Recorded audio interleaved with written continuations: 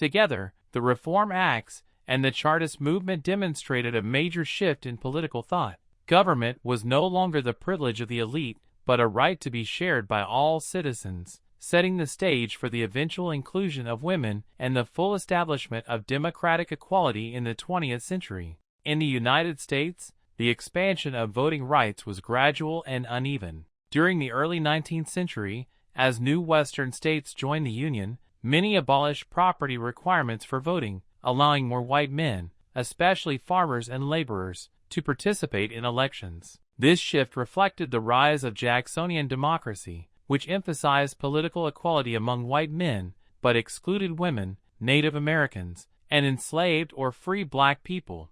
After the Civil War, 1861 to 1865, the nation faced the challenge of redefining citizenship and democracy. The 15th Amendment, 1870, declared that the right to vote could not be denied on the basis of race, color, or previous condition of servitude. In theory, this granted African American men full voting rights. For a brief period during Reconstruction, 1865 to 1877, black voters and leaders played a vital role in Southern politics, electing black representatives to state legislatures and even to Congress. However, by the late 19th century, white-dominated state governments in the South systematically undermined these gains through Jim Crow laws. They introduced barriers such as poll taxes, fees to vote, literacy tests, often unfairly administered, and grandfather clauses, which exempted white voters from restrictions that applied to black citizens. These measures,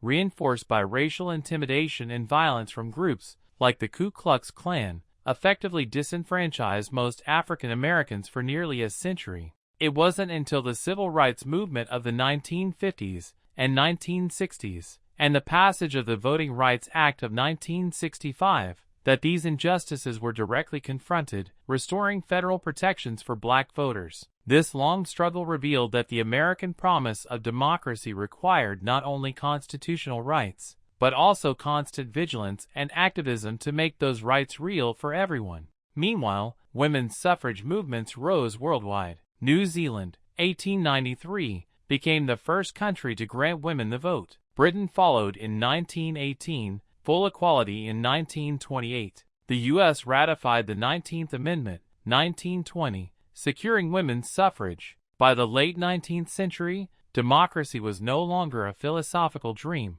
It was a global movement. The 20th century transformed voting into a universal human right. After World War I, 1914 to 1918, the global political landscape changed dramatically. The collapse of several long-standing empires, including the Austro-Hungarian, Ottoman, German, and Russian empires, created opportunities for new nations to form across Europe, the Middle East, and parts of Asia. In Central and Eastern Europe, countries such as Poland, Czechoslovakia, Hungary, and the Baltic states declared independence, often adopting constitutional or parliamentary systems inspired by democratic ideals. These developments reflected a growing belief that legitimate governments should derive their authority from the consent of the people rather than dynastic rule. The newly established League of Nations, founded in 1920 as part of the Treaty of Versailles, sought to maintain peace and encourage cooperation among nations.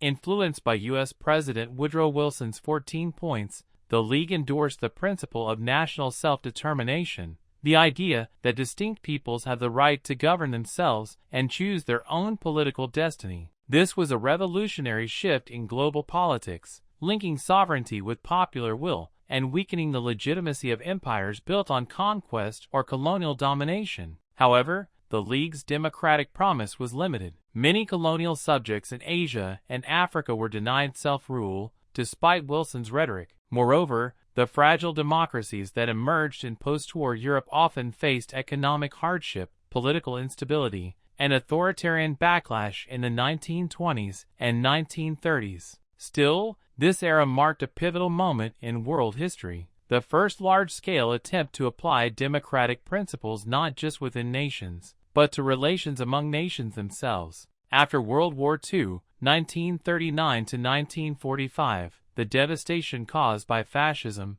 totalitarianism, and global conflict spurred a renewed commitment to democracy, peace, and human dignity. In 1945, the United Nations, UN, was established to replace the failed League of Nations, aiming to prevent future wars and promote cooperation among nations. The UN Charter emphasized respect for human rights, fundamental freedoms, and the equal sovereignty of all member states, reflecting lessons learned from the collapse of democracy in the 1930s and the horrors of the Holocaust. In 1948, the UN General Assembly adopted the Universal Declaration of Human Rights, UDHR, a landmark document drafted under the leadership of figures such as Eleanor Roosevelt, Rene Cassin, and Charles Malik. The UDHR proclaimed that the will of the people shall be the basis of the authority of government, affirming that all individuals have the right to take part in their government, vote in genuine elections, and enjoy equal access to public service. Article 21. This declaration elevated democratic participation to the level of a universal human right,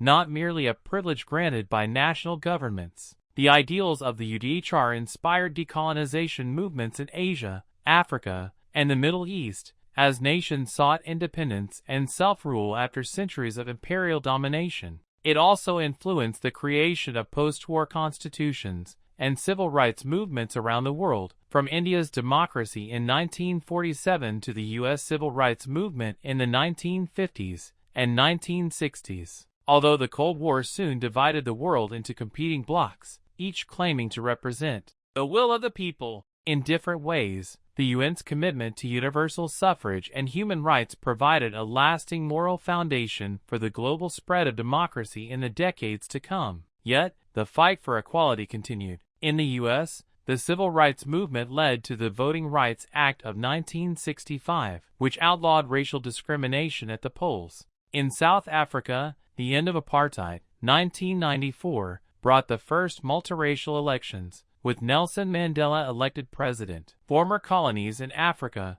Asia, and the Caribbean gained independence and created new constitutions guaranteeing universal suffrage. Technology also transformed elections. Mechanical voting machines, paper ballots, and later, electronic systems made counting faster, though not always more trustworthy. Today, nearly every nation holds some form of election, though not all are free or fair. Voter suppression, disinformation, and electoral manipulation remain global concerns. Digital technologies, online registration, blockchain voting pilots, and social media campaigning have reshaped political participation. Citizens can engage with candidates directly, but misinformation and hacking have also threatened election integrity. Movements for inclusion continue, lowering voting ages, granting rights to overseas citizens, expanding access for people with disabilities, and ensuring that marginalized groups are heard. In the 2020s, debates around AI, social media, and election security define the new frontier of democracy. The core question remains the same as it was in ancient Athens. How can the will of the people be truly and fairly represented? From pebbles and urns to digital ballots, the act of voting remains one of humanity's most profound expressions of freedom. Each generation expands the definition of the people, ensuring that democracy becomes more inclusive, fair, and representative. Voting is not just a right, it's a story of struggle, resilience, and hope that connects us across centuries.